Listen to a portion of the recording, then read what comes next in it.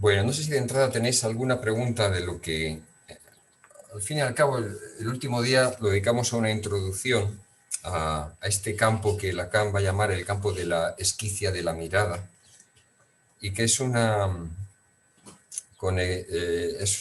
es una continuación de lo que os leí de Freud, de la escisión del sujeto en el proceso defensivo, y de cómo también lo plantea Freud, ¿no? Freud también lo plantea en el campo visual. Freud se refiere a la visión de la castración, a la comparación de los dos genitales y a la desmentida que aparece cuando se hace ese descubrimiento, ¿no? No solo cuando se hace ese descubrimiento en el campo de lo visual, sino cuando eso se suma a la amenaza de castración, es decir, a la entrada de la ley, y esa se hace en el plano invocante. Por lo tanto, la aparición de la castración va a conectar los dos planos, como os leí el otro día en Freud.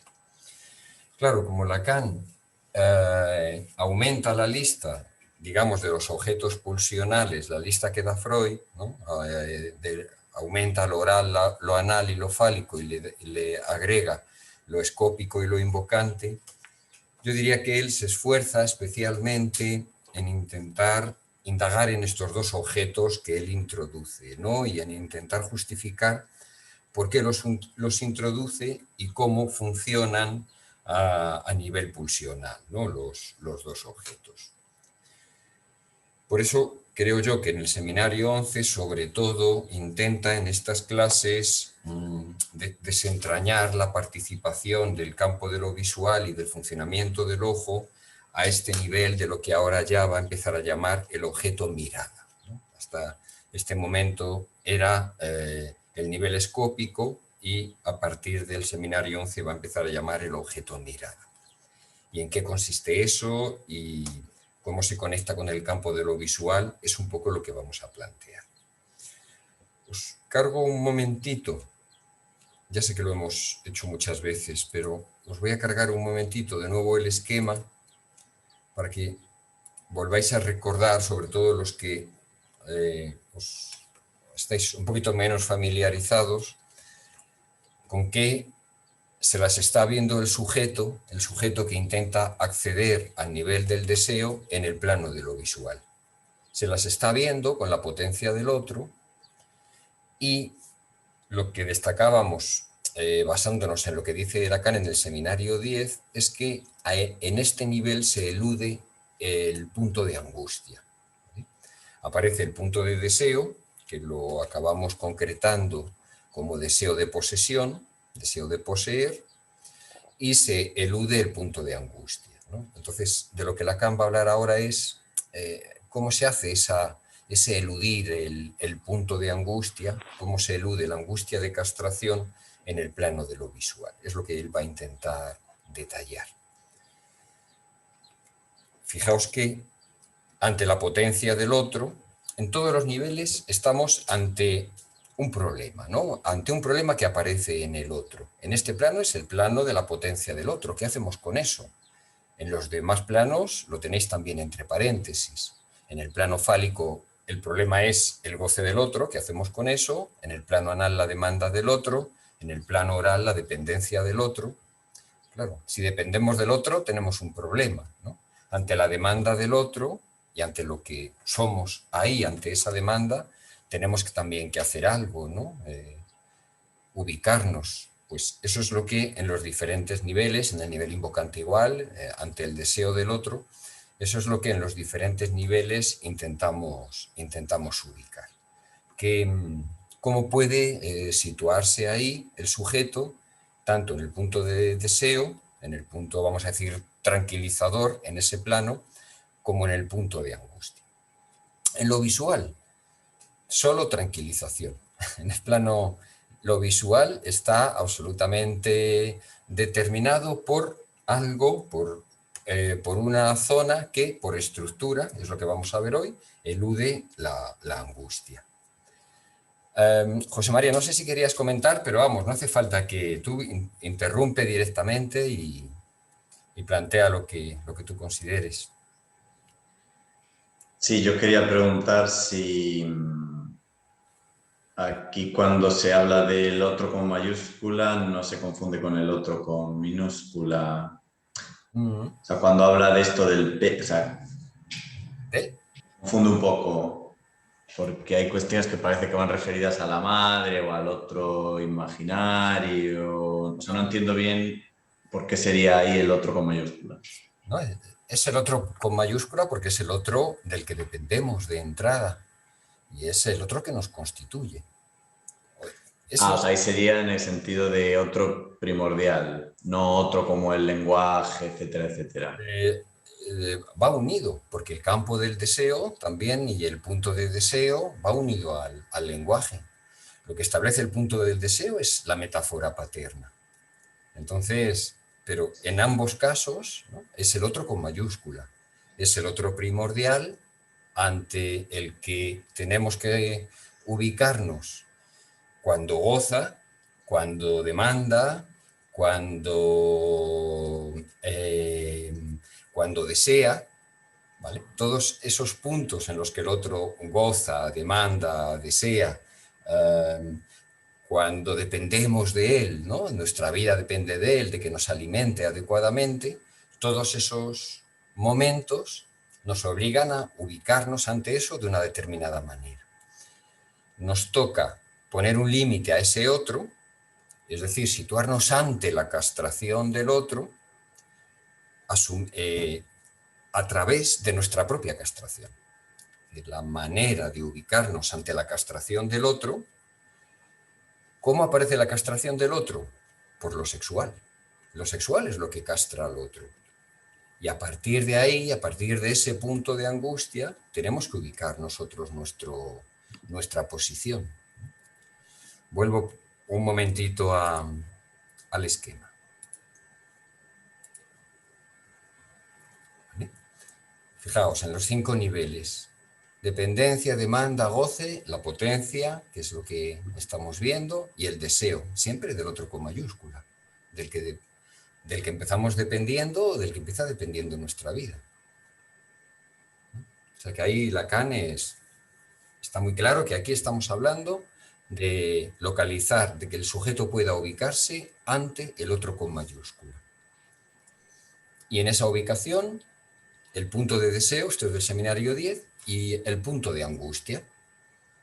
Según este funcionamiento, que esto sí lo aporto yo, ¿no? Este funcionamiento de solidaridad y de conexión entre los diferentes niveles que yo os propongo, ¿no? Que obviamente está abierto al cuestionamiento. ¿Bien?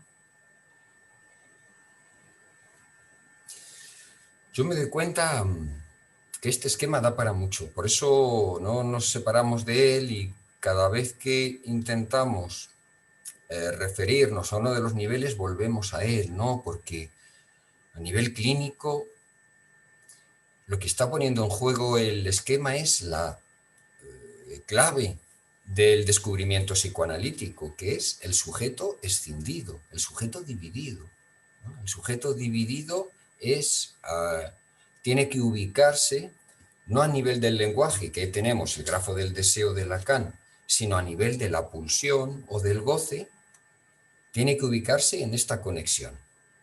Freud dice de vasos comunicantes a nivel de lo pulsional. Lacan dice en íntima solidaridad entre unos niveles y otros, pero ahí es donde tiene que ubicarse. Lo que permite mantener al sujeto en este circuito y lo que lo saca de él, ¿no? Lo que lo saca de él no tiene por qué ser malo. Por ejemplo, podemos pensar en la sublimación como algo que puede salir en los diferentes niveles. La sublimación puede sacar al sujeto del circuito. Por eso no acaba la sublimación apuntando a lo sexual, ¿no? Es una especie de salida del circuito. Bueno, vamos a seguir pensándolo porque nos va a dar todavía mucho de sí sobre todo el análisis de estos dos elementos, ¿no? De estos dos niveles, el nivel de lo visual y el nivel de lo invocante. Más cosas.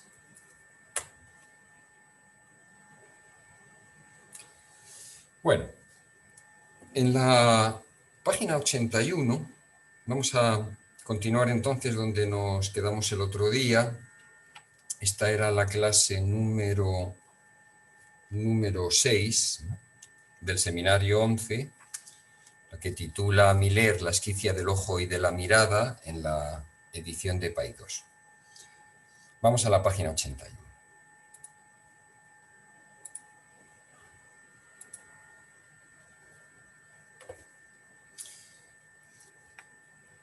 Él introduce este elemento que no había sido introducido todavía en el seminario 10 para ubicar el objeto A en el campo escópico, que va a llamar la mirada. Y dice, página 80 al final, la mirada solo se nos... A ver si lo puedo ver. Solo se nos presenta bajo la forma de una extraña contingencia simbólica. Justo yo ahora no lo puedo ver. Solo se nos presenta bajo la forma de una extraña contingencia simbólica de aquello que encontramos en el horizonte y como tope de nuestra experiencia, a saber, la falta constitutiva de la angustia de castración. Algo de la mirada simboliza eso que es la falta constitutiva de la angustia de castración. Yo creo que se entendería mejor poniendo una coma después de falta, ¿no? A saber, la falta constitutiva de la angustia de castración. Eso simboliza la mirada en el nivel escópico. El ojo y la mirada, esa es para nosotros la esquicia en la cual se manifiesta la pulsión a nivel del campo escópico. Si esquicia quiere decir división o quiere decir separación, en el campo escópico lo que se va a producir es una separación entre el ojo, podríamos decir el nivel de lo visual, y la mirada como objeto. Como objeto que en ese campo no aparece. Es decir, lo que se ve y lo que no se ve. El ojo ve, pero no puede ver la mirada, ¿vale? La mirada es lo que en el campo del ojo, en el campo escópico, no se ve. Y ahí está la esquicia de la que hablaba Freud como escisión, la esquicia del sujeto de la que hablábamos el otro día. Sigo leyendo. En nuestra relación con las cosas, tal como la constituye la vía de la visión y la ordena en las figuras de la representación, algo se desliza, pasa, se transmite de peldaño en peldaño para siempre, en algún grado eludido. Eso se llama la mirada. La mirada es lo que en este campo se elude, no pasa en los otros campos, ¿vale? En los otros campos no se elude de esta manera el objeto, la presencia del objeto. Aquí, en este campo, la mirada es lo que se elude, ¿no? en el campo de lo visual.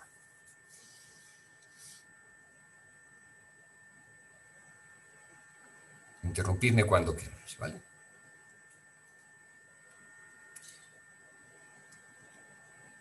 Esto era el final de la clase 6. Si pasamos a la clase 7, Miller la titula La anamorfosis.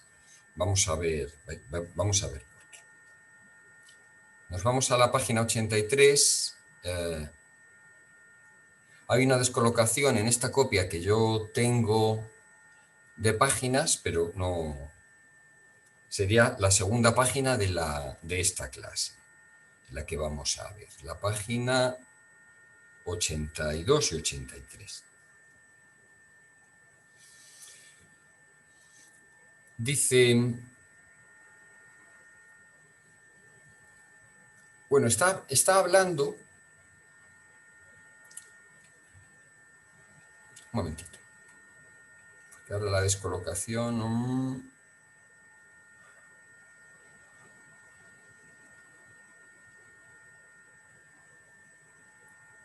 Bueno, está hablando de un elemento que llama los ocelos, es simplemente una introducción que que es esas manchitas que tienen algunos animales encima de los ojos o al lado de los ojos, y la función que tienen en cuanto a la adaptación, ¿no? Son unas manchas que se confunden con los ojos y que pueden, según Lacan, ilustrar un poquito mejor cuál es la función de la mirada, o introducirnos al menos en esa función. Entonces, lo que nos puede evocar la función de los ojos, a saber, los ocelos, esas manchitas. Algunos animales las tienen en las orejas o encima de las orejas o al lado. Imaginad, por ejemplo, una cobra, ¿no? Cuando se eleva, ¿no? Esas manchas que tiene que la hacen más grande y parece que es un animal más grande que te está mirando fijamente. Dice, solo es para nosotros, estos ocelos, una pequeña manifestación de la función que hay que aislar. La función, démosle su nombre, de la mancha. Este ejemplo es valioso porque marca la preexistencia de un dado haber respecto a lo visto. Es decir, que para él estos ocelos, estas manchitas que evocan la función de los ojos, que paralizan a la víctima, ¿vale? O a veces paralizan al depredador, permiten aislar lo que él llama, vamos a ver a qué se refiere, la función de la mancha. Dice, si la función de la mancha es reconocida en su autonomía e identificada con la de la mirada, podemos buscar su rastro, su hilo, su huella en todos los peldaños de la constitución del mundo en el campo escópico. Lo que está él planteando es cómo se constituye el mundo en el campo escópico, cómo en el campo escópico se elide, se deja fuera la angustia de castración, y cómo podemos pensar, ¿no?, en ese campo esta función de lo que aporta a este nivel al circuito del sujeto. Entonces, aquí dice, los ocelos muestran la persistencia de un dado haber respecto a lo visto. Hay una distinción entre lo que se da a ver, una preexistencia de lo que se da a ver respecto a lo que se ve. Yo diría al menos una diferenciación. Entonces nos daremos cuenta, sigo leyendo, de que la función de la mancha y de la mirada lo rige secretamente, se refiere al campo escópico, y a la vez escapa siempre a la captación de esta forma de la visión que se satisface consigo misma imaginándose como conciencia. Es decir, que él está distinguiendo eso que constituye la conciencia, que ordena el mundo, que ordena los objetos a través de la percepción, y algo que lo rige desde fuera, que lo rige pero sin poder aparecer en ese campo. Aquello que le permite a la conciencia volverse hacia sí misma, aprehenderse, como la joven parca de Valeri, como viéndose ver, representa un escamoteo. Allí se evita la función de la mirada. Por eso en ese campo hemos hecho esa separación, ¿no? El campo del deseo lo hemos puesto en el esquema como deseo de posesión, y el campo de la angustia eludido o escamoteado, como plantea aquí Lacan. Y añade, con el término narcisismo, en el cual he basado reintroducir la estructura esencial que reside en su referencia a la imagen especular, en la satisfacción, la complacencia, incluso que emana de él, donde el sujeto encuentra el punto de apoyo para un desconocimiento tan intrínseco. Es decir, que esta elusión de la función de la mirada, que esta evitación de la función de la mirada en lo escópico, es la que permite establecer este término, el término que introduce Freud del narcisismo, y Bueno, ya sabéis que a través de la identificación con la imagen del espejo permite dar consistencia al yo, ¿no? A esa instancia imaginaria que es la función del yo en el sujeto, ¿no? Lo que le da consistencia en la frase, ¿no? Lo que le permite enunciarse como yo en la frase, de manera consistente. Así que este escamoteo al que se refiere Lacan de la mirada es fundamental, ¿no? Es fundamental para ordenar y para que se constituya esta dimensión de lo imaginario y esta consistencia del yo. Pero, ¿qué quiere decir esto? Sino que en el estado llamado de vigilia está elidida la mirada y se elide no solo que eso mira, que hay algo que mira, ¿no? Porque la mirada está fuera, sino también que eso muestra. Podríamos decir, no solo se elide lo que mira, sino también lo que eso muestra. Por eso es una función de desconocimiento. En el campo del sueño, en cambio, a las imágenes las caracteriza el hecho de que eso muestra. Esto es una referencia al sueño que él planteaba, este sueño que analiza Freud en la interpretación de los sueños, que es recogido por esa frase, ¿no? Padre, no ves que ardo. Lo que ve el soñante, el padre, ¿no? El ver que el hijo muerto se le acerca, le coge del brazo y le dice esa frase tremenda, ¿no?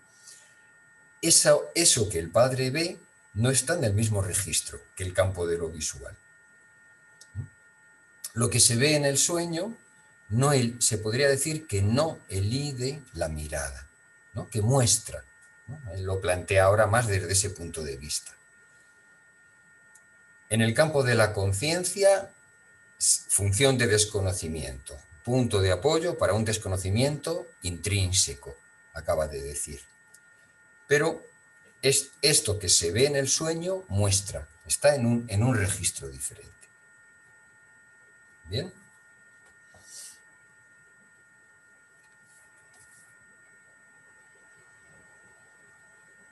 José, perdona, una pregunta. Adelante.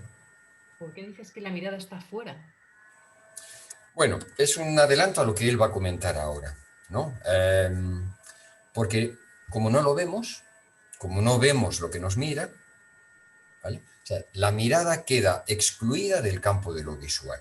Y esa escisión la que él está manejando y va a intentar demostrar, indagar primero, ¿no? Investigar y demostrar. Él lo que va a intentar ahora es ver cómo esa exclusión de la mirada se relaciona con el funcionamiento, vamos a decir, fisiológico del ojo, del órgano visual, ¿no? Es decir, está conectada al propio funcionamiento del ojo, ¿no?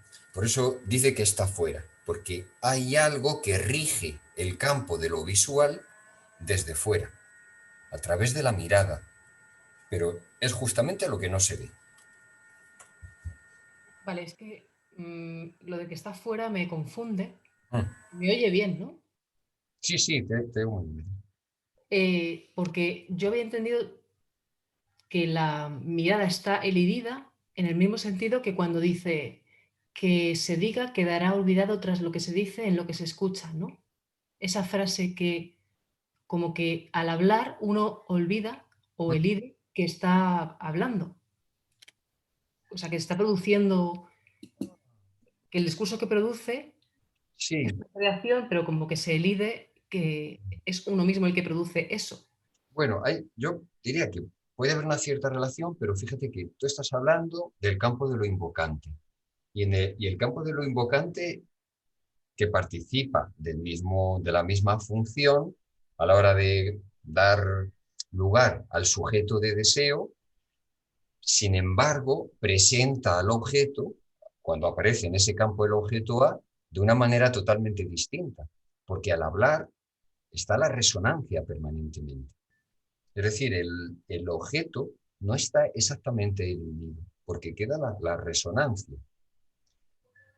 se hace más presente en el campo invocante el objeto A que en la mirada. En la mirada se elige o se excluye.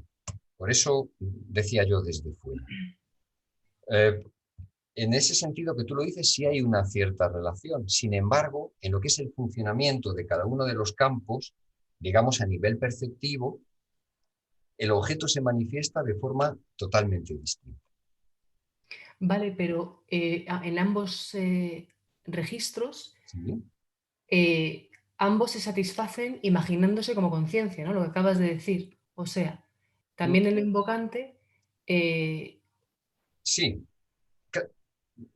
sí, Beatriz, porque en el fondo lo que no se soporta es la angustia. Es decir, en ambos registros y en todos los demás también, la satisfacción tiene que ver con la extracción del objeto de ese campo, ¿no? Si volvemos por un momento a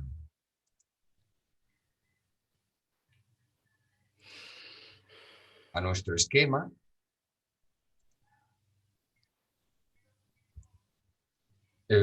fijaros, en cada nivel los dos puntos, el punto de calma y el punto de angustia. El punto de calma tiene que ver con lo que Lacan llama el punto de deseo. En lo visual es deseo de posesión. Yo he puesto que lo invocante, que funciona en ese sentido, en oposición a lo visual, lo que se elude justamente es el punto de deseo. Entonces, en el momento que lo que se dice apunta a la conciencia, a este campo de lo perceptivo, estamos funcionando, estamos llevando el registro de lo invocante al campo, diríamos, del significado, del sentido, es decir, el campo de la imagen y el campo de lo visual. No es que estos campos sean restringidos en concreto cada uno a la zona del cuerpo que parece contenerlos, ¿no? O sea, lo anal al ano, lo visual al ojo, lo invocante a la voz. Son como formas de funcionar.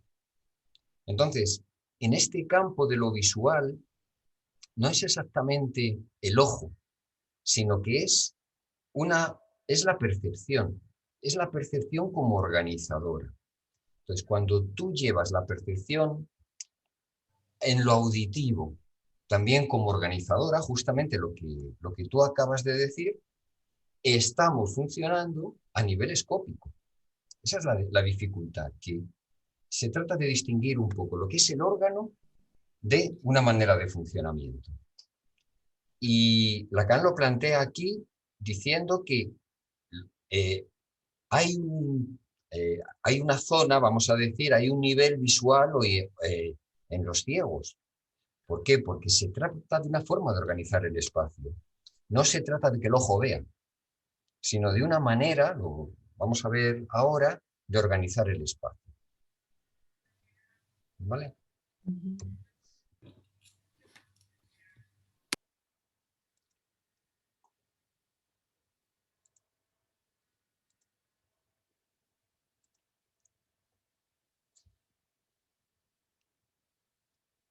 Bueno.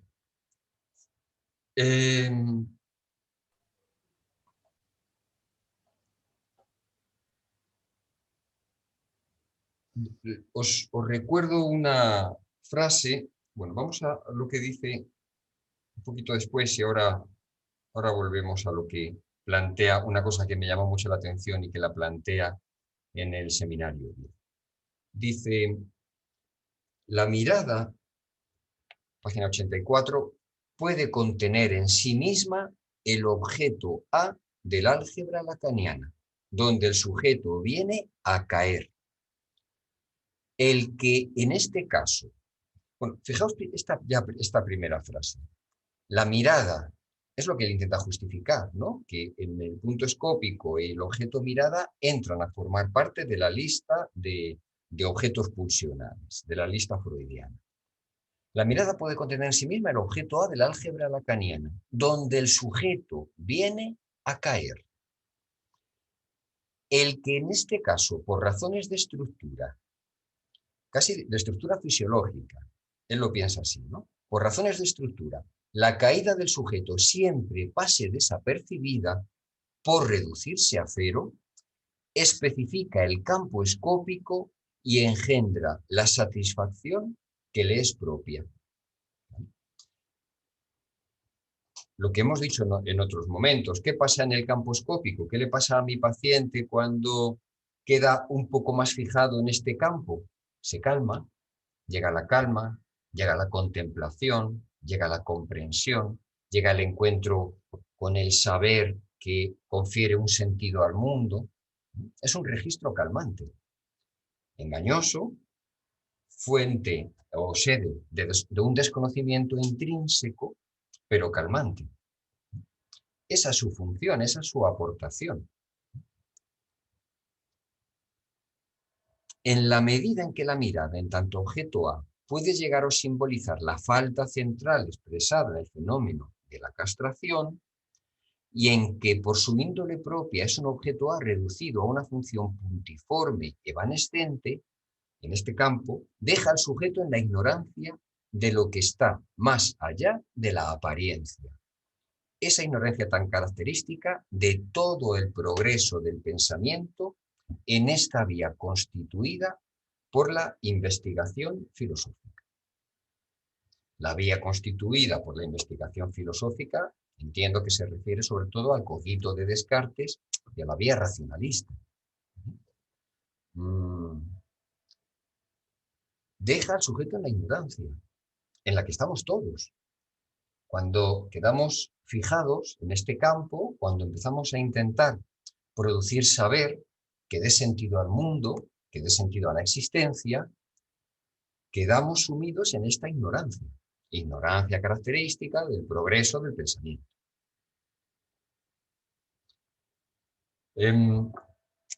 Yo no sé si captáis la importancia del asunto. Lo digo creo que casi todas las clases, pero es que cómo sustraemos la castración de nuestro estar en el mundo y el precio que tiene eso. Es decir, cuando ya no solamente es esta vía de la investigación filosófica, es toda la vía terapéutica que tiene que ver con completar al sujeto, incluso la vía del humanismo, ¿no? que plantea al sujeto como una especie de esfera, ¿no? de algo completo. Esfera con un centro que hay que elevar, que hay que progresar. Todos estamos ahí. Y estamos ahí primero porque a nivel visual ese nivel realiza una función en el campo del deseo, que es lo que ahora Lacan va a desarrollar, y por la propia estructura del campo perceptivo, por la propia estructura de nuestra percepción.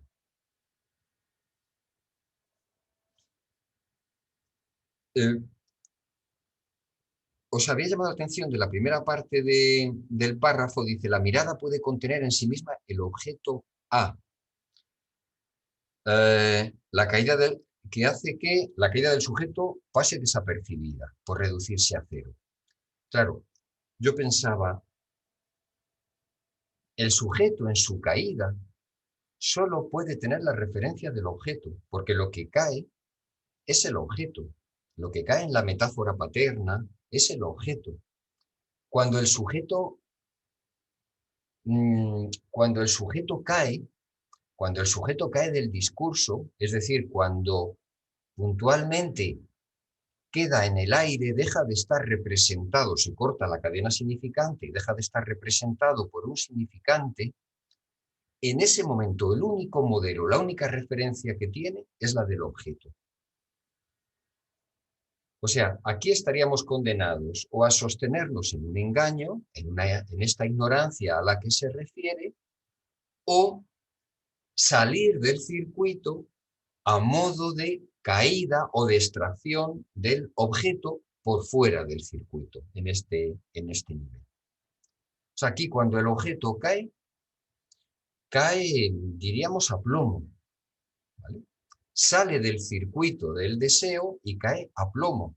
¿Por qué? Porque en este campo el circuito no contempla la caída del sujeto, no contempla el punto de angustia, ¿no? Yo creo que es algo muy importante. Si nos centramos en este campo, no hay posibilidad, excepto saliendo del circuito, de ubicar al sujeto. El único modelo que tiene es ser objeto en su caída. Entonces, os iba a remitir a una frase del seminario 10 en la que Lacan cita precisamente a Edipo y al acto de arrancarse los ojos, ¿no? Diríamos más bien, más que acto, pasaje al acto de arrancarse los ojos. ¿Por qué? Porque él dice, no hace falta que se arranquen los ojos como Edipo.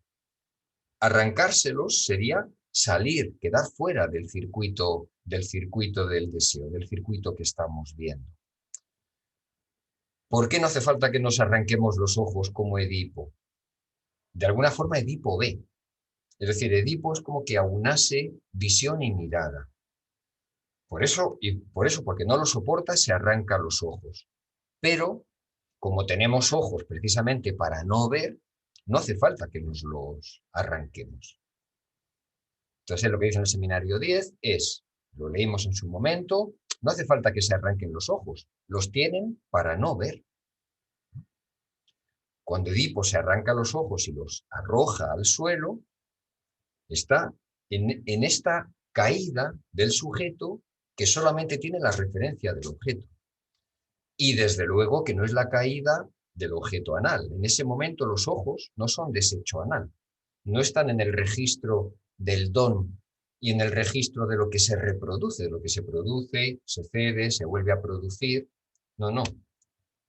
Ese desecho de los ojos de Edipo, cuando se los arranca, no es desecho anal. Está fuera. El único modelo que tiene cuando el sujeto no se sujeta ahí es el objeto, ser objeto en su caída. ¿Bien?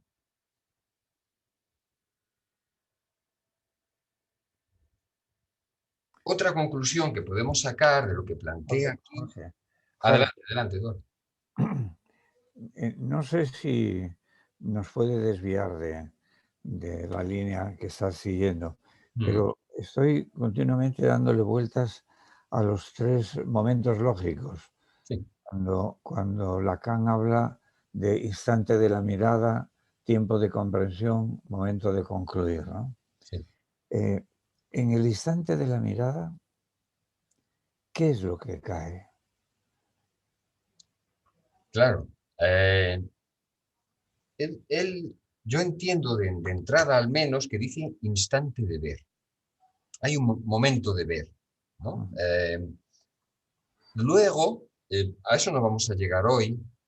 Espero que lleguemos antes de las vacaciones. Va a ubicar justamente en relación a los 3 tiempos que tú dices, ¿cuál es el tiempo de la mirada? Y efectivamente, como tú has dicho, el tiempo de la mirada es el tiempo del instante. Pero ahí, ese tiempo de la mirada, que es el tiempo del instante, no está en esa sucesión temporal que tú has citado. No es el instante de ver seguido del tiempo de comprender y del momento de concluir. Bueno, Lacan no habla de una secuencia temporal, sino de momentos lógicos, ¿no? Sí, claro, pero en el instante, en lo que tú has citado de la mirada como instante, como instantánea, está en el mismo tiempo la mirada que la conclusión. Ese es el asunto. ¿Sabes? En este tiempo de la mirada no hay tiempo de comprender. No. ¿Vale? El tiempo de la mirada sería, ya digo que vamos a llegar, aunque no hoy, es un tiempo de finalización también. Es muy bonito, bueno, lo estoy adelantando, pero lo compara con el gesto. El gesto es el gesto, a diferencia del acto, es algo que está dado a ver, hecho para ver y que interrumpe la acción, ¿no? Es decir, en el gesto se introduce la terminación de la acción, ¿no? Por eso se junta el instante que tú has llamado de la mirada con el tiempo de concluir, ¿no? Se juntan los dos tiempos lógicos. Lo tienes en la última clase que se llama ¿Qué es un cuadro? Si lo quieres adelantar, que es la clase 9, en la última clase de esta parte del seminario, ¿no? En las últimas páginas. O sea que sí, él también se cuestiona esto del tiempo.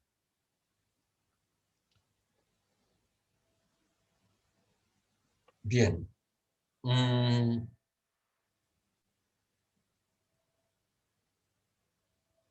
Bueno, tenemos entonces que el A es el modelo de la caída. A ver, es que os quería traer otra frase, que no sé si me la he saltado.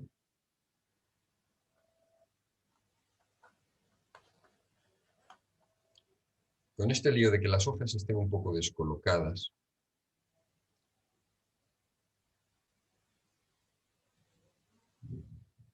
Bueno, creo que sí que está aquí un poquito más adelante en la página 9.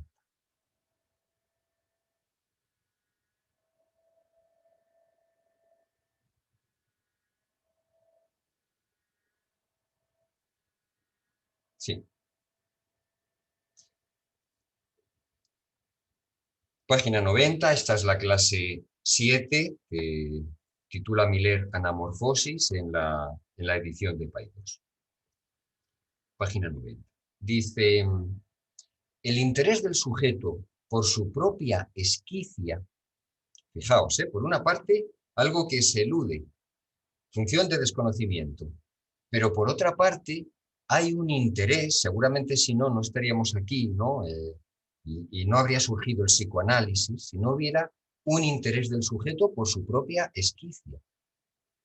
Está ligado a lo que la determina, a saber, un objeto privilegiado, surgido de alguna separación primitiva, de alguna automutilación inducida por la aproximación misma de lo real, que en nuestra álgebra, se llama objeto A. Es decir, que pese a todo, hay un interés por nuestra propia esquicia, por esa que el campo de la visión elude, y viene dado por justamente el objeto que está en juego, a pesar de todo, ¿no? Que es el objeto. En la relación escópica, el objeto del que depende el fantasma, al cual está suspendido el sujeto, en una vacilación esencial es la mirada. Su privilegio, como también la razón por la que el sujeto pudo durante tanto tiempo, hasta Freud podríamos decir, desconocer esta dependencia, se debe a su propia estructura. Digo hasta Freud porque Freud es el que inaugura el sujeto dividido, ¿no? Todo un campo del sujeto, toda una perspectiva del sujeto, que es el sujeto escindido, como os leía el otro día, ¿no? El sujeto que se escinde para poder constituirse. Esquematicemos de inmediato lo que queremos decir. La mirada, en cuanto el sujeto intenta acomodarse a ella, se convierte en ese objeto puntiforme, ese punto de ser evanescente, con el que el sujeto confunde su propio desfallecimiento. Bueno, esto tiene que ver con lo que os acabo de decir. Cuando el sujeto cae, su modelo es el objeto. El sujeto confunde con el objeto su propio desfallecimiento. Por eso, de todos los objetos en los que el sujeto puede reconocer su dependencia en el registro del deseo, la mirada se especifica como inasible.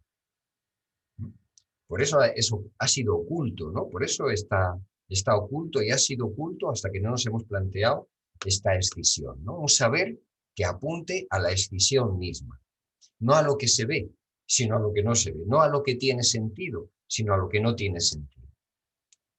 A ello se debe que, más que cualquier otro, la mirada sea un objeto desconocido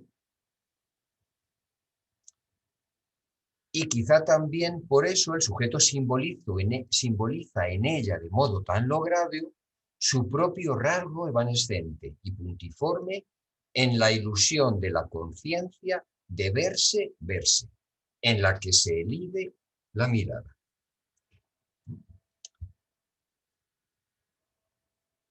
Es decir, que de alguna manera, cuando Lacan plantea el interés por la propia esquicia, obviamente no ha sido Freud el primero que se ha interesado por su propia esquicia como sujeto, ¿no? Cuando nos interesamos por nuestra propia esquicia, lo que buscamos es el goce, ¿vale? Eso es lo que él plantea, ¿no? La clave de ese interés es el objeto A, o sea, el objeto de goce. Y con lo que nos encontramos es con el saber. El saber, el saber filosófico, el saber racionalista, ¿no? El saber que nos ubica en el mundo, ¿no? Desde un lugar, que le confiere un sentido al mundo. Es curioso, ¿no? Buscando, interesados por este objeto, por esta esquicia, cuya causa es el objeto, nos encontramos con el saber. Y diríamos, en este campo, con el saber como sublimación. Contemplábamos el saber, esto ya lo dijimos, como sublimación del deseo de poseer. Si volvemos a nuestro esquema,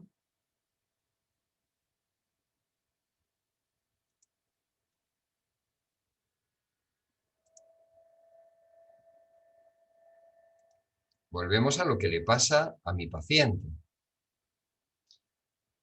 Se ubica en lo visual, elude la angustia para el fenomenal, se encuentra bien, excepto que, obviamente y afortunadamente, la angustia vuelve, ¿no? Reaparece la señal de la castración, pero donde él se ubica es en este deseo de posesión y en la sublimación del deseo de posesión, que es el saber. O sea, lo que está planteando Lacan aquí es que el saber está, no se ubica en el circuito. A mí me parece increíble. El saber como sublimación del deseo de posesión queda por fuera del circuito. Implica una fijación en el campo de lo visual, pero el saber no apunta a la castración, en este caso. Él se refiere al saber filosófico, ¿vale? No apunta a la castración, apunta a la posesión, sublimado al saber. Como no se puede, en términos más freudianos, el niño se pregunta por la sexualidad y busca respuestas que el otro, que ni papá ni mamá, le pueden dar.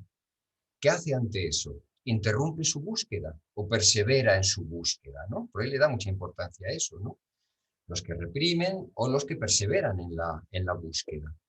Pero siempre es una búsqueda sublimada, el saber sublima este deseo de posesión y para Lacan extravía, ¿no? Es un extravío de la filosofía. Tiene también mucho sentido que ante la potencia del otro, deseo de posesión, ¿no? Es una manera de dar una respuesta ante el encuentro con eso del otro que denota la mirada, el mal de ojo, por ejemplo, Lacan lo va a decir luego, denota este campo de la potencia del otro. Ante eso, saber. Discurso científico, apoyado en la razón, en el racionalismo. Bien, seguimos, volvemos al texto.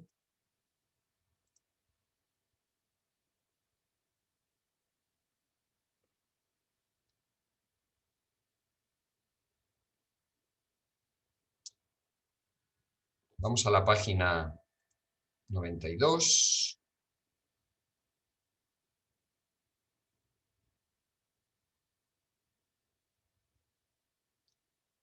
Lacan se pregunta, bueno, hace una introducción que tiene que ver con la vergüenza y dónde ubicar la vergüenza en este campo. No ubica la vergüenza, hace una alusión y un comentario a un texto de Sartre, no ubica la vergüenza en el lugar del objeto, sino que ubica la vergüenza más bien en el lugar del deseo y en el lugar de la falta.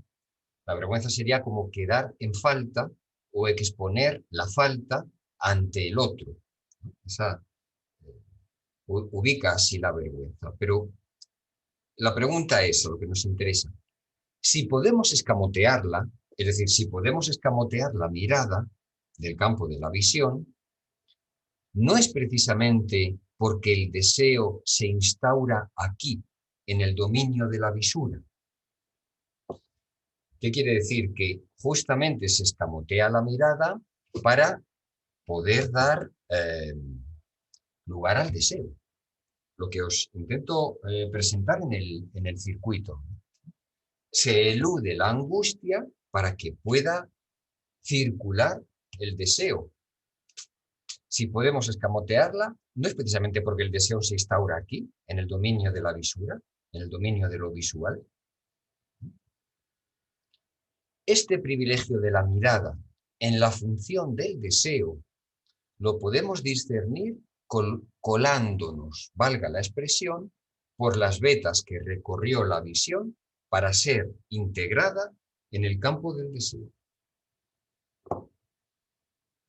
Y aquí es donde él presenta esta función llamada en arte de la anamorfosis, ¿sí? Para intentar mostrar cómo se cuela o se discierne la función de la mirada y conecta con el deseo.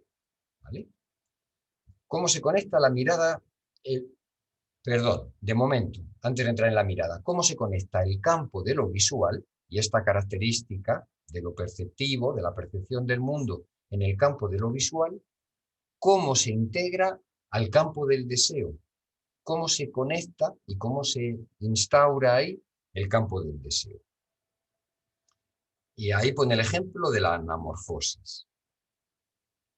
Y del cuadro, yo supongo que todos lo habéis visto, ¿no? Es un cuadro de 1533, Los embajadores, pintado por Hans Holbein. Bueno, el cuadro de los embajadores, la particularidad que tiene, por eso le interesa a Lacan, es porque aparece en el cuadro una especie de mancha, ¿vale? Que solo vista, cuando se ve, uno se acerca al cuadro y lo ve de frente, aparece, lo que se ve es una especie de mancha, algo que no se sabe muy bien lo que es. Sin embargo, si uno se separa del cuadro y se sitúa un poco hacia la izquierda, en la contemplación del cuadro, lo que ve desplegarse en esa mancha es una calavera. Supongo que todos lo podéis ver o lo podéis recordar después, pero es lo que le sirve a Lacan para ubicar este efecto o esta función de la anamorfosis, ¿no? Y cómo conecta en este campo de la percepción, a través de lo visual, cómo se conecta el deseo.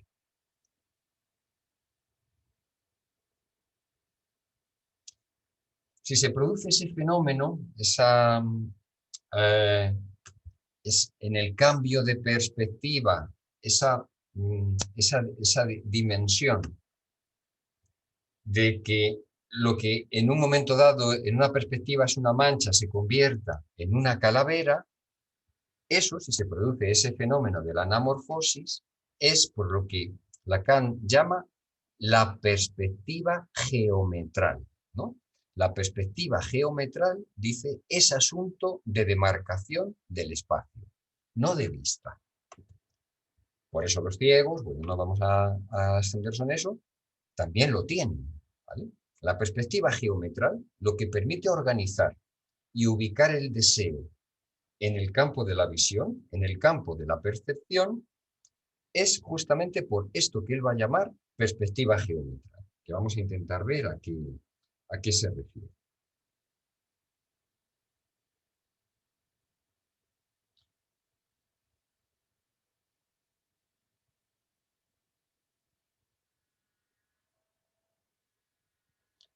Dice, bueno, en este fenómeno de la anamorfosis, digamos, en esta proyección, ¿no? En la que una mancha se convierte en una calavera, él dice, ¿cómo es posible que en ellas, bueno, si lo leéis, lo utilizan otros pintores, ¿cómo es posible que en ellas a nadie se le haya ocurrido evocar, pone puntos suspensivos, el efecto de una erección? Imaginen una figura tatuada en el órgano cuando está en descanso y cuando cambie de estado, cobre su forma, valga la expresión, desarrollada. ¿Cómo no ver en esto, inmanente a la dimensión geometral, dimensión parcial en el campo de la mirada, dimensión que nada tiene que ver con la visión como tal? ¿Cómo no ver en esto, decía, algo simbólico de la función de la falta, de la aparición del espectro fálico? Es decir, que en lo fálico, para que aparezca el deseo, hay una especie de despliegue de algo que en un primer momento está, podríamos decir, no exactamente oculto como la mirada, sino simplemente no desplegado. Aparece algo como mancha no desplegada que de repente, de forma prácticamente mágica, se despliega, ¿no? El ejemplo es ese fenómeno de la anamorfosis y lo compara con el fenómeno de la erección. Holbein, el pintor, hace visible algo que es sencillamente el sujeto como anonadado. Anonadado en una forma que, a decir verdad, es la encarnación ilustrada del menosfí de la castración, la cual para nosotros centra toda la organización de los deseos a través del marco de las pulsiones fundamentales. Bueno, antes de pasar a este más allá del que él habla. Él está hablando y ilustrándolo con el fenómeno de la anamorfosis, del despliegue de una mancha gracias a este espacio geometral de la visión. El espacio geometral quiere decir que la perspectiva cambia la percepción. No es lo mismo mirar ese cuadro de frente y cerca que mirarlo desde un poquito más atrás y desde la izquierda. Eso tiene que ver, lo podéis leer, él intenta explicarlo con este campo de la percepción. De alguna forma, la perspectiva determina la percepción. Un mismo objeto cambia si se ve desde una perspectiva o desde otra. Y desde la perspectiva, esta deformación se puede realizar artificialmente, el pintor la realiza y produce el mismo efecto, ¿no? El mismo efecto que se produce en la erección. Es decir, este menosfí de la falta, que se representa en la mancha, de repente se convierte en un masfí. Lo que no se sabe qué es, se convierte en algo que suscita el deseo, ¿no? Y que manifiesta el deseo a través de esa erección. Es un fenómeno de la percepción. Jorge, Claro. ¿se manifiesta el deseo? Sí. ¿O se encuentra el sujeto con la muerte? Es decir, ahora mismo sí. Cuando accedemos a ese cuadro, ya sabemos lo que hay. Sí. Pero pensemos en que un día Holbein hace el cuadro con toda su intención y no dice nada. Pensemos en el momento en que un contemplador de pronto descubre esa calavera. Entonces, se ha producido en el espectador un cambio físico del espacio. Se ha cambiado la perspectiva. Vale. ¿Por qué el espectador se va hacia la izquierda, ¿no?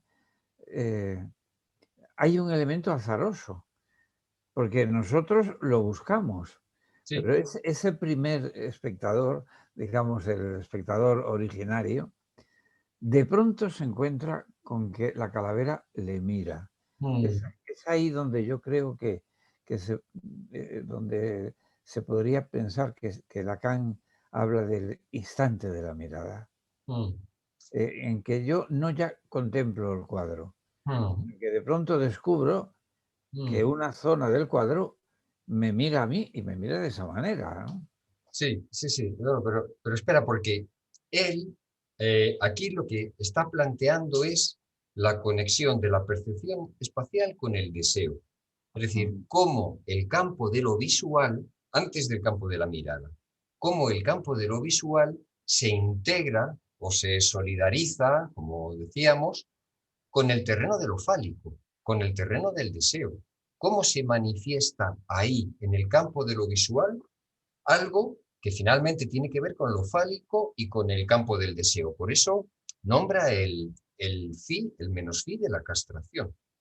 Es como si en ese campo se pudiese desplegar el más fi desde el menos fi. Él no se está refiriendo todavía a la mirada, que ahora lo va a conectar con otra cosa, ¿no? Que es lo que va a llamar el punto luminoso. Él simplemente aquí está conectando los dos campos y esa correlación de flechitas que nosotros establecemos en el esquema, que tiene que da la salida desde lo visual al campo de la castración, ¿no? Al campo del falo. Mira, voy a adelantarme y luego vuelvo, porque en la siguiente clase, la línea y la luz, vuelve a referirse a ello. Dice, aquí es donde explica un poquito más esto a lo que se refiere con la dimensión geometral, ¿no? Y la visión geométrica. La dimensión geometral nos permite vislumbrar cómo el sujeto que nos interesa está atrapado, manipulado, capturado en el campo de la visión. En el cuadro de Holbein les enseñé de inmediato, pues no suelo esconder las cartas mucho tiempo, el singular objeto que flota en primer plano, que está ahí para ser mirado. Todavía no dice para mirar, para ser mirado y atrapar así, casi diría, hacer caer en la trampa al que mira, es decir, nosotros. El cuadro nos convoca. Él había dicho el sujeto anonadado ante el despliegue de la calavera.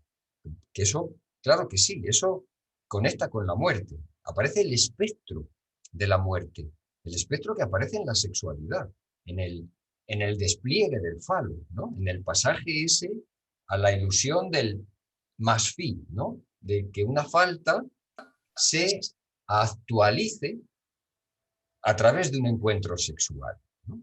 Entonces, ahí el sujeto queda anonadado. Es como magia. De repente, algo que es mancha se despliega y aparece el espectro de la muerte, ¿no? Entonces, el cuadro nos convoca literalmente y en el caso de este, nos representa como atrapados. Es decir, que esa mancha no desplegada nos atrapa. Es como que, ¿qué hace esa mancha ahí en el cuadro? Es un cuadro bello, bueno, Lacan lo explica, habla de las vanitas, en fin, lo podéis leer. La cuestión es que aparece ahí algo ¿qué es eso? ¿No? Aparece la pregunta, eso te atrapa, ¿qué es eso? ¿Qué hace eso ahí? ¿Qué hace ahí la mancha? Por eso lo conecta con la función del ocelo, de la manchita esa de los ojos, que te deja como atrapado, de alguna manera fascinado. ¿Qué es eso? Ese es el punto. Por eso tiene también una función adaptativa y de supervivencia. Se utiliza tanto para cazar, los animales, tanto para cazar como para no ser cazados, ¿no? Ese elemento de fascinación. Jorge, una pregunta. Adelante. Esa mancha, a mí me cuesta entender que el deseo esté conectado con la visión y no con la mirada. O sea, yo lo que entiendo más es que esa mancha nos fascina o algo así porque nos conecta con que estamos mirando. O sea, con la propia falta, ¿no? ¿Cómo no? Uh, espera un poquito, Beatriz. A ver, claro, lo que dices es lógico y también tiene que ver con lo que plantea Lacan. Pero lo que él hace primero, yo os dije el otro día que en este seminario, al contrario de lo que hace el seminario 10 es un caos, sobre todo la última parte. En este seminario, Lacan se ordena, es mucho más ordenado. Entonces va presentando primero esto, primero el nivel de lo escópico, luego a ver cómo conecta con eso en lugar de la mirada. Entonces, vamos a ver cómo lo conecta. Ya veréis, porque claro, aquí es lo que intenta primero es definir la diferencia, eso que llama la esquicia, entre el ojo y la mirada, y luego cómo los dos se conectan. Y efectivamente, para el secreto del campo de lo visual es la mirada. Y eso es uno de los niveles donde en el circuito, como hemos visto, se solidariza con los otros para dar lugar al sujeto de deseo. O sea, la mirada es un objeto causa de deseo, por supuesto. O sea que está ahí implicado. Pero lo interesante en este campo es que, estando los dos implicados, están separados. Entonces, eso es lo que está intentando él determinar, ¿no? ¿Cómo es posible que se produzca esta separación en este campo donde, a pesar de todo, yo decía antes desde fuera, creo que Lacan lo dice en algún momento también, la mirada determina el campo. Ese es el asunto. Por eso dice aquí, ha comentado esto del despliegue, de la anamorfosis, ¿no? Llevándolo al terreno fálico, conectando, ejemplificando cómo se conecta el nivel visual con el nivel del falo. Y entonces añade, pero la función de la mirada ha de ser buscada aún más allá. Aún quiere decir que no es que no esté ahí, en esto que estamos diciendo, pero que hay algo más allá, que está aún más allá, la función de la mirada. No atañe, es decir, si decimos que la mirada está fuera del circuito, y este es el circuito del deseo, es porque tiene que estar más allá. Rige el campo de lo visual que conecta con el campo del deseo, pero está también más allá. Esa es la particularidad de este terreno.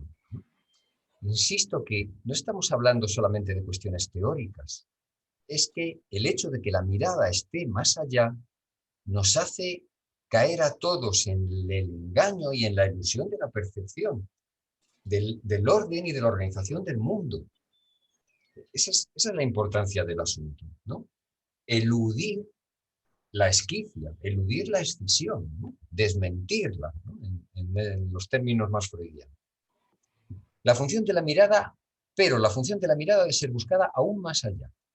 Veremos entonces dibujarse a partir de ella no el símbolo fálico, el espectro anamórfico, sino la mirada como tal, en su función pulsátil, esplendente y desplegada, como en este cuadro. Es decir, que el despliegue anamórfico del falo, la mancha que se convierte en calavera, ¿no? En esa especie de erección, está en el cuadro. Pero también en el cuadro, como en todo cuadro, dirá después él, está la función pulsátil, esplendente y desplegada de la mirada. Entonces, ¿cómo ubicarla? Eso es lo que él se pregunta. ¿Dónde está? El despliegue está a nivel de la visión. Tiene que ver con el deseo y está a nivel de la visión. Pero ¿dónde está la mirada? Esa es la cuestión que aborda ya en la siguiente clase. Y entonces nos presenta estos dos esquemitas sencillos, ¿no? Dos triángulos. Yo os dije el otro día, si los que no tengáis el libro a mano, el texto a mano, anotadlo si podéis, porque como luego ahora vamos a hablar un poquito más de ellos en otras páginas, así tenéis los elementos que él ubica en los dos triángulos, los tenéis más presentes. En un triángulo, bueno, ya veis aquí los elementos, objeto, imagen y punto geometral en el vértice, y en el otro triángulo, en sentido opuesto, el punto luminoso en el vértice, la pantalla y el cuadro. Lacan, como siempre, explica lo justo. Sería, digamos, bastante de agradecer, por ejemplo, que pusiera, yo os lo adelanto porque nos va a facilitar un poco la comprensión, que pusiera que el primer triángulo intenta ilustrar con él la función de la visión. Y el segundo triángulo intenta ilustrar la función de la mirada. ¿Vale? Primera cuestión. Primer triángulo, función de la visión. Segundo triángulo, función de la mirada. Luego los dos triángulos se van a juntar, pero de momento los separa para distinguir los elementos que se ponen en juego en cada uno.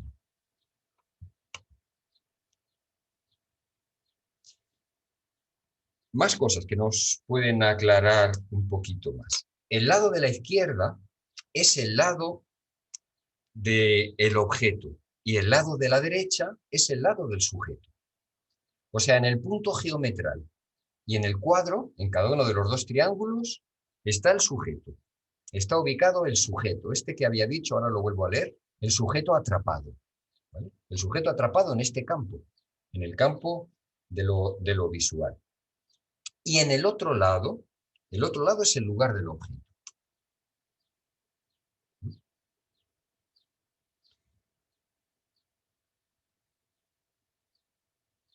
Bueno, ahora os digo más cosas, pero de momento, para empezar a pensar esa distinción y luego cómo se van a articular los dos campos, el de lo visual y el de la mirada, está bien.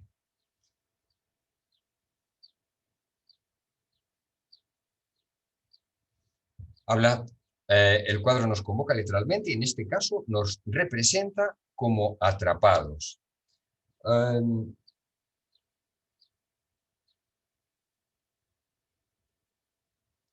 Bueno, refleja, volvemos a esta dimensión de lo visual y de la calavera desplegada. En ese anonadamiento se refleja nuestra propia nada en la figura de la calavera. Empleo, por lo tanto, la dimensión geometral de la visión para cautivar al sujeto. Relación evidente en el deseo, que sin embargo permanece enigmático. Ahora bien, ¿cuál es el deseo que queda atrapado, que se fija en el cuadro, pero que también lo motiva, pues impulsa al artista a poner en práctica algo? ¿Y qué es ese algo? Por esta senda intentaremos avanzar hoy. La calavera refleja nuestra propia nada. Ahora lo vamos a ver.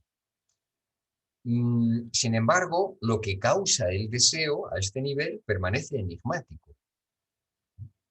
La calavera lo despliega, la anamorfosis lo despliega, pero ¿qué lo causa?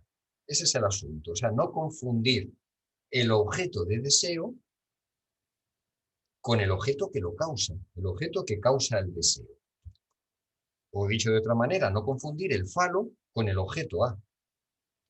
El falo en su despliegue con el objeto A como causa. Y dice, en esta materia de lo visible todo es trampa. Vaya frase, ¿no? En esta materia de lo visible, todo es trampa. Fijaos cómo explica, está hablando todavía centrándose en el primer triángulo, que es en el triángulo de la percepción, de la visión, ¿no? Dice, la luz se propaga en línea recta, de eso no hay duda. Parece, por tanto, que el hilo recto, nos lo da la luz. Pero reflexionen un momento. El hilo no necesita de la luz, solo necesita ser un hilo tenso. Por eso el ciego podrá seguir todas nuestras demostraciones, por poco que nos esforcemos. Lo esencial está en otra parte, no en la línea recta, sino en el punto luminoso. Antes de hablar del punto luminoso, que ya forma parte del segundo triángulo, fijaos, el hilo no necesita de la luz.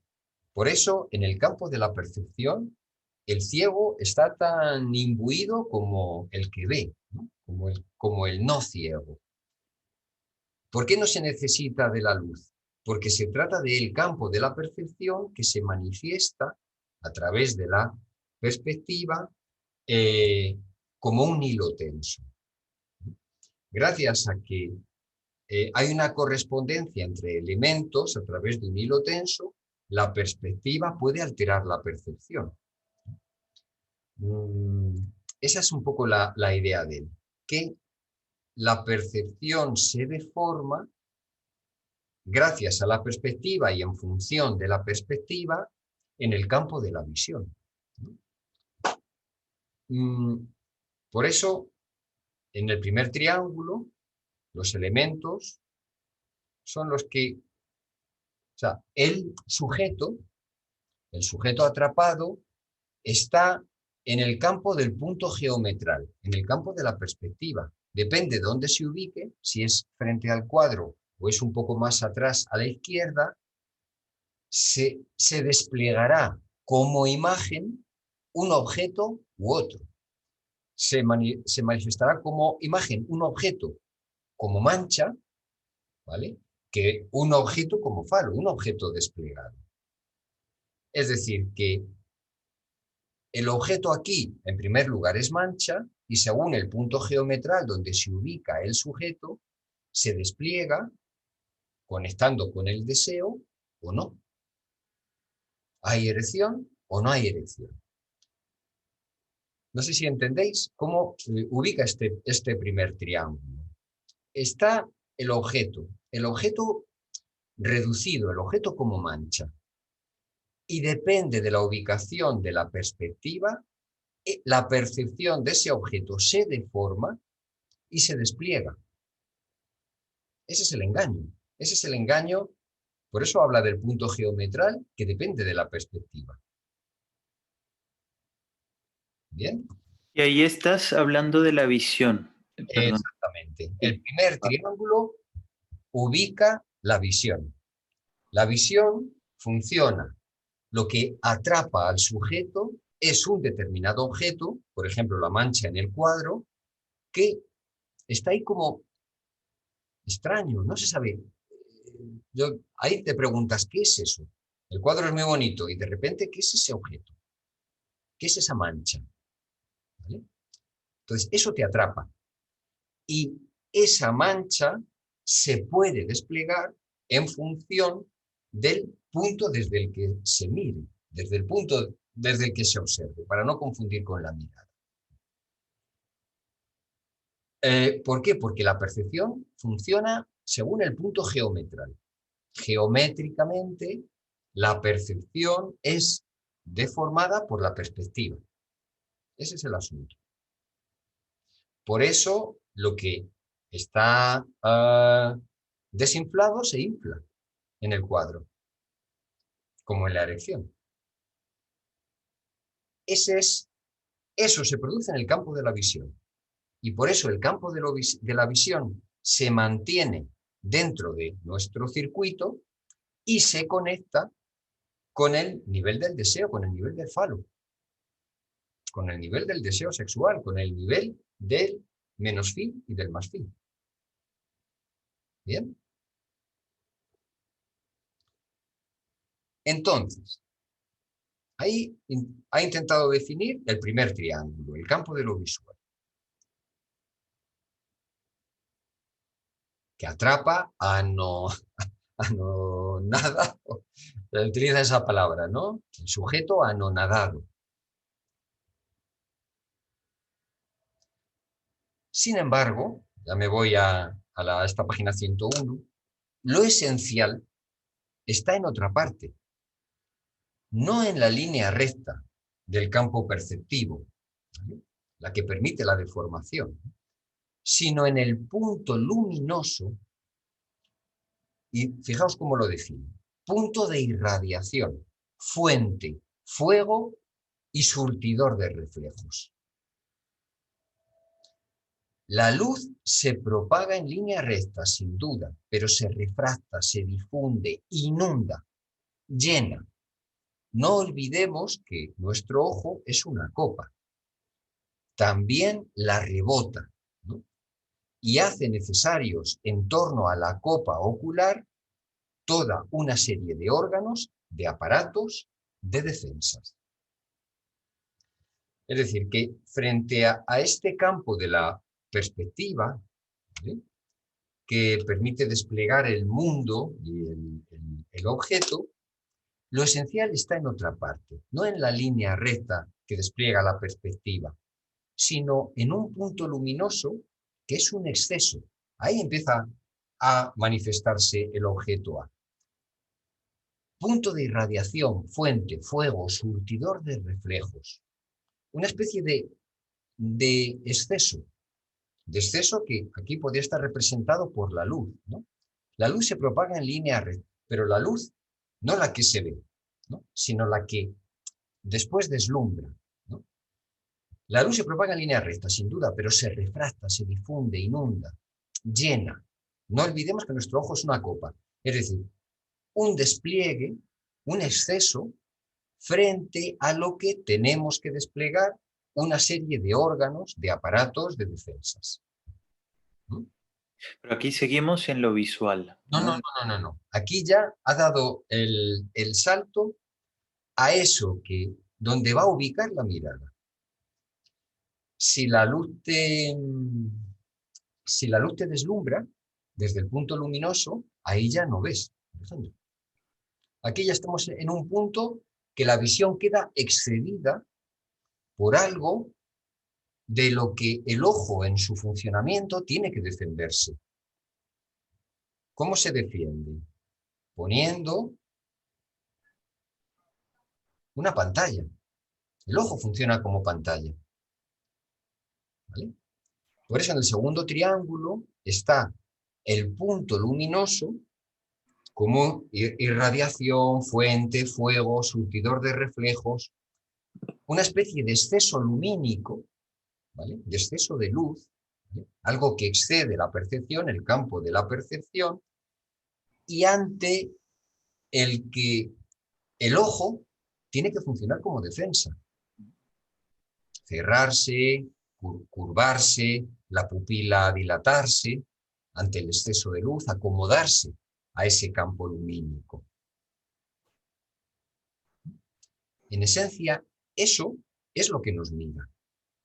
Ahí es donde Lacan va a ubicar, ya no nos va a dar tiempo a ver hoy el ejemplo que pone, que es humorístico, el punto de la mirada, en el punto luminoso, pero en el punto luminoso que excede. Por eso insisto en este parrafito donde nombra el exceso, ¿no? Lo esencial está en otra parte, sino en el punto de irradiación, fuente, fuego, surtidor de reflejos. Se refracta, se difunde, inunda. Como inunda, por eso el ojo, dice, el ojo es una copa. Claro, tiene que domesticar, acomodarse, ¿no?, ante esa inundación de luz. Hacerla rebotar, ¿no?, en torno a la copa ocular. hace necesarias las defensas. ¿Bien? Es muy interesante que ponga todo esto también como cuestiones físicas, ¿no? O sea, porque podríamos pensarlo como lo que irradia, el punto de irradiación, la luz, todo esto como el ideal también, ¿no? No, claro, no, todo lo contrario. Como una persona cuando se mira al espejo que en realidad lo que busca es una confirmación, ¿no? Busca siempre el mismo gesto, busca tal, y que cuando se mira mucho al espejo, la mirada se pierde también, ¿no? Reduciéndote a ti como objeto y ya la mirada, así tú sepas que es un espejo, la mirada queda siempre del otro lado, ¿no? Pero espera, fíjate, ahora que, o sea, ¿qué es lo que se pierde ahí? El despliegue perceptivo. Es decir, ahí volvemos un poco a la mancha. Lo que aparece en el campo de la visión es la mancha, lo que se descuadra del espejo, que también no se encuadra, lo que descuadra. Se vuelve extraña la imagen del espejo. Ujú. Entonces, tiene conexión con esa función de la mancha, del anonadamiento, que había dicho en el campo de la visión. Pero Claro. aquí está hablando de un exceso, el objeto A atravesado como exceso, ¿no? Que el propio órgano ojo, en su estructura funcional, tiene que domesticar, tiene que frenar, tiene que ordenar, tiene que parar. De ese campo es del que está hablando. No, nada que ver con el ideal. Otra cosa es que esté detrás del ideal, o mejor dicho, más allá del ideal, como él ha dicho, ¿no? Está más allá. Es lo esencial que está más allá. ¿Bien? Jorge, perdona. Adelante. Y dices que la mirada está del lado del punto luminoso, Sí, claro. del lado del objeto. No. Bueno, del lado, a ver, mira dónde pone el objeto. Él pone el objeto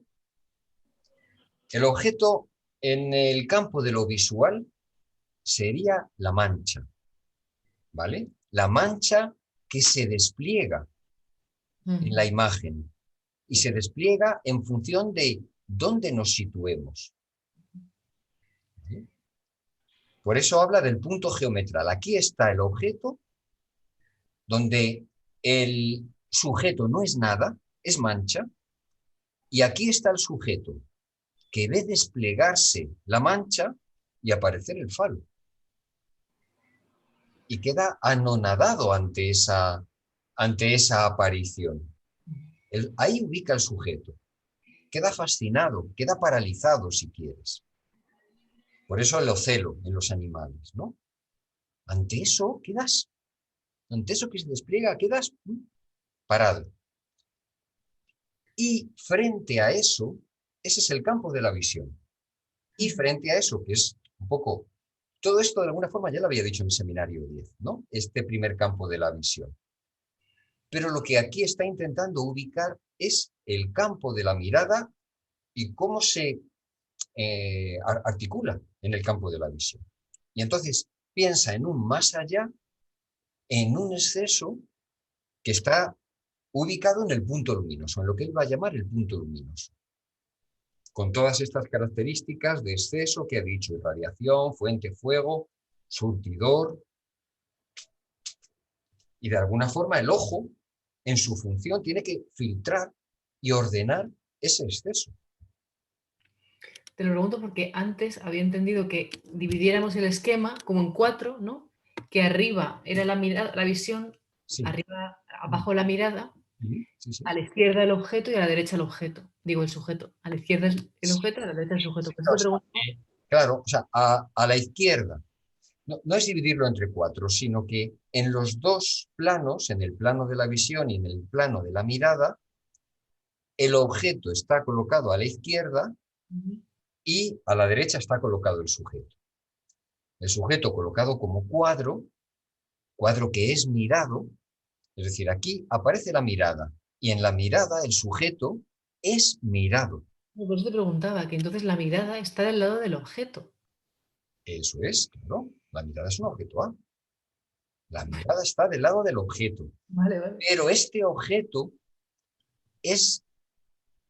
Los dos son objetos, pero uno es objeto en el campo de la visión, y pone el ejemplo de la mancha, y el otro es el objeto A como exceso. Podríamos pensar, ya que nosotros, Beatriz, que tú has estado, hemos hecho la distinción del A menos y del A más, ¿vale? La mancha sería una especie de A menos que fascina, la mancha, y que conecta con el deseo, causa de deseo. Y el A más, el que se atraviesa, el que está fuera del circuito, ¿vale? Sería el punto luminoso. Vale, vale. ¿Bien? Mm. Y ante el punto luminoso, el sujeto es mirado, como si él fuera el cuadro. Es mirado por el punto luminoso. Luego ahí va a poner el ejemplo. Dices mirado como si dijera es causado o algo así. ¿O cómo lo dice? O sea, ¿en qué sentido? Es que es causado... mmm, yo creo... Sí, o sea, es más que causado, es desplegado, es ubicado ahí. Yo no diría causado. El objeto A es causa de deseo, pero no es causa del sujeto, que yo no lo entiendo como... El sujeto es más bien efecto de eso, no causa. O sea, no es causado. No es causado, pero es efecto. Es efecto, claro, es efecto. Es efecto porque ahí el sujeto, al ubicarse ante la mirada, se ubica como algo que es mirado. Dice Lacan, buscamos miradas, pedimos que nos miren, solo que nunca nos miran como queremos, ¿no? Desde donde nos miran es justamente desde donde no queremos que nos miren, donde no esperamos que nos miren. Yo vuelvo a ese contemplador primigenio, ¿no? Sí. Que se encuentra ante el cuadro, ¿no? Y lo que ve es un matrimonio feliz, todo rodeado de objetos, muy bien pintado. Y de pronto hay ahí una mancha que le inquieta. Sí. No sabe qué es. Se echa para atrás, para un lado, para otro. En todo eso, la mancha está causando ese movimiento del espectador que busca algo. ¿Qué es?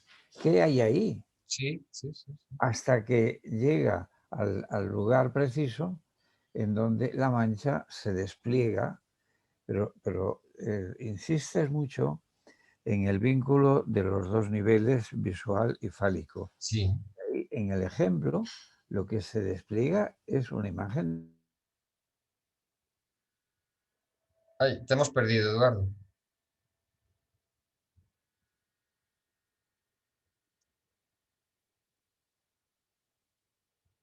Creo que ibas a decir, o iba a decir Eduardo, que lo que se despliega es la imagen de la muerte. Pero es que la muerte está vinculada a la sexualidad. Claro que sí. O sea, es parte de la escisión, de la división, del campo que estamos trabajando. O sea, que está totalmente conectado. De todas maneras, lo que planteaba Eduardo, y que yo creo que tú has explicado muy bien, es la función de la visión. Pero me parece que a mí me pasa como a Beatriz, que me cuesta más la explicación de la función de la mirada. Es decir, ese punto luminoso desde el cual se nos mira, o algo así, ¿no? Sí, sí, sí. El punto luminoso se me hace difícil. El objeto A como exceso. Claro, porque es eso lo que es el objeto A, al fin y al cabo. El que es el resto de goce. Es el goce que se manifiesta en el campo de lo visual, que es un goce escindido. Organiza el campo, pero lo organiza desde fuera, como algo apartado, como algo sobrante. O sea, está el campo de la organización que despliega la mancha como falo y que conecta con el deseo, y está el campo del exceso, del objeto A como exceso, del A más, que sería el campo de la angustia, si no fuera porque la función del ojo en su estructura, o de los órganos perceptivos, es filtrar eso y defenderse de eso. Es lo que no vemos, claro. Pero no por no verlo, deja de estar determinando ese campo. Cuando lo vemos, cuando el circuito se rompe, ¿no? En la psicosis, en el mal de ojo,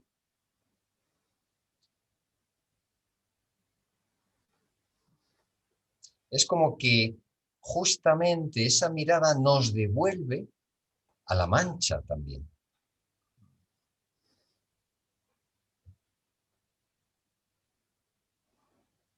O sea, sería el goce regresivo de lo fálico a nivel visual. Nos desbarata el circuito, está fuera, el circuito no es capaz de incorporar la mirada. Ese es el asunto.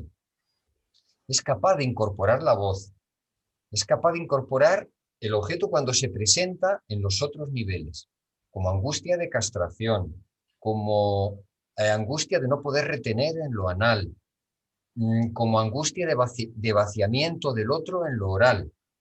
El circuito incorpora eso, pero no puede incorporar la mirada. Eso es lo que a mí me parece tan apasionante, y ahí es donde quedamos obligados, condenados a la ignorancia en toda la manifestación del pensamiento racional. Yo creo que esa es la idea de él, ¿no? En este punto. ¿Por qué la escisión del yo en el proceso defensivo? Para que nos podamos constituir. Porque hay algo de lo que no podemos hacernos cargo en el circuito del deseo. No hay, por eso aquí, a este nivel, en el nivel escópico, funciona como calma, pero no funciona la angustia. Es una especie de refugio, un refugio. Si quieres, hasta un refugio para sabios, pero que buscan el saber. Subliman el deseo de posesión a través del saber, pero no deja de ser un refugio.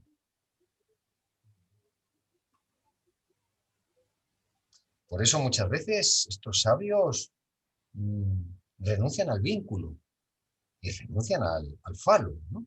Se quedan en ese anonadamiento de la mancha.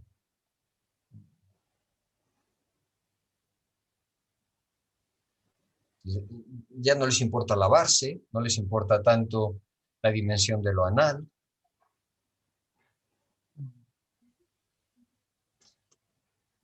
Bueno, creo que hemos perdido a Eduardo, vamos a dejar de compartir. Eduardo, ¿estás ahí? Sí, te oigo. Es que te has quedado a la mitad de tu intervención. Yo es que de pronto se quedó congelado todo. Claro, pues yo creo que ibas a decir cuando el sujeto se separa del cuadro y aparece el despliegue de la calavera. Sí. Ese momento. Por una parte era responder a la pregunta que se te hacía de hasta qué punto hay ahí una causación, una cierta determinación. En ese momento en el que el contemplador ve la mancha, le inquieta, ahí podría darse muchas soluciones. En los extremos estaría el no hacer caso y en el otro extremo el hacerle caso y por lo tanto buscar, ¿no? Y ahí podría darse que busca pero no encuentra, o que busca y encuentra. Y en ese momento el sujeto, yo creo que es ahí donde se produce el desvanecimiento que provoca la mirada, ¿no? Y por eso tú lo has subrayado muy bien. Lo visual, ahí está el ojo que ve. Y en la mirada es donde el sujeto queda anonadado, ¿no? Y creo que en el ejemplo de los embajadores, recreándolo de alguna manera, creo que está muy bien expresado por Lacan. Y por otra parte, ahora estaba pensando, cuando hablabas de los que de alguna manera pierden la comunicación humana porque quedan como engolfados en lo visual, ¿no? Y algo de eso le pasa a Freud, ¿no? Freud nos acompañó con cantidad de momentos en los que él era contemplador. Miraba, buscaba, ¿no? Le fascinaba, ¿no? Y quizá por eso, pero bueno, es por lo que renunció al cine, posiblemente por miedo a quedar excesivamente anodado. Pero bueno, eso ya es. Pero fíjate, pensándolo, ese anonadamiento está claro que saca al sujeto del campo de lo visual, ¿no? El sujeto ahí deja de ser consistente, porque lo que aparece es la imagen de la muerte. Lo que se despliega es la imagen de la muerte. Entonces, yo diría que las dos vías serían o apuntar al encuentro con el sexo, con el deseo, con lo que se despliega como forma que se convierte en objeto de deseo, es decir, la salida por el falo es un anonadamiento. ¿Por qué? Porque ¿qué aparece en el nivel fálico? Aparece la castración, aparece el menosfí. El deseo a nivel fálico es el deseo de castración. Y la angustia a nivel fálico es la angustia de castración del otro. Eso es un anonadamiento. Ese encuentro con la sexualidad y con el deseo es un anonadamiento. En el nivel visual, ese campo, si no se despliega la calavera, queda fuera también. Quedamos en la contemplación, en el deleite del placer, en la ansiada calma, ¿no? Dice Manolo García. Ese sería el campo de lo visual. Y luego está ese otro campo del objeto A como exceso, que lo vamos a intentar ya pensar a partir del próximo día, a partir del ejemplo que da Lacan. Y luego hay un ejemplo que a mí me parece muy bonito, ¿cómo era esta película? La edad de la inocencia. En la edad de la inocencia hay un momento, si tenéis oportunidad, la podéis ver esta semana, donde aparece algo que tiene que ver con el punto luminoso. Y es una intuición, ya que se habla también del cine, ¿no? Bueno, lo dejo ahí, y si la podéis ver, además la película merece la pena ya por sí misma, y lo comentamos el próximo día. No sé si la edad de la inocencia, que lo tenía por aquí apuntado, Denis Day-Lewis, Michel Pfeiffer, no recuerdo ahora el director, pero bueno, será fácil de encontrar. Es uno de los directores clásicos, importantes de Hollywood. Bueno, nos hemos pasado mucho de la hora, así que lo dejamos aquí. Nos vemos entonces dentro de 2 semanas y podéis seguir el texto de donde lo hemos dejado. Lacan va a dar el famoso ejemplito medio cómico de la lata de sardinas. Así que si queréis saber a qué se refiere lo de la lata de sardinas, pues podéis leer a partir de esta página, que es la página 100, ¿no? La página 102 del texto de Lacan, del seminario. En fin, bueno, seguiremos viéndonos y mirándonos. Gracias. Un abrazo, chicos. Venga, adiós. Gracias, Jorge. Hasta luego. Adiós a todos. Adiós.